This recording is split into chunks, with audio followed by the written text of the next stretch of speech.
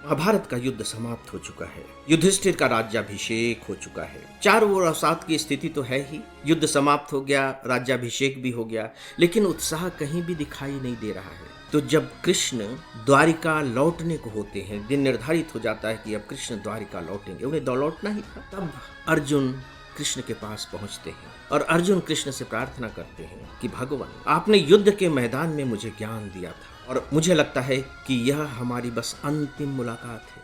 इसके बाद पता नहीं मिलना होगा या नहीं होगा।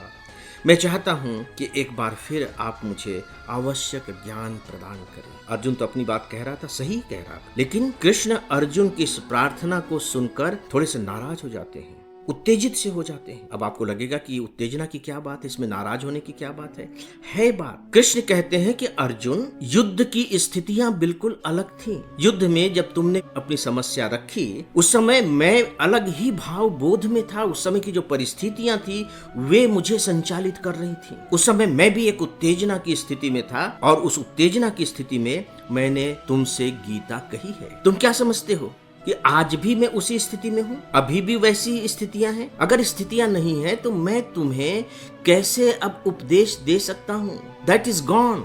वो समय चला गया है। मेरी वैसी मानसिकता अब नहीं है। मैं अब वे बातें दोहरा नहीं सकता। वे बातें क्या, नई बातें भी मैं नहीं दोहरा सकता, क्योंकि अब वो वक्त नहीं है। दोस्तों, यह है वक्त का कमाल।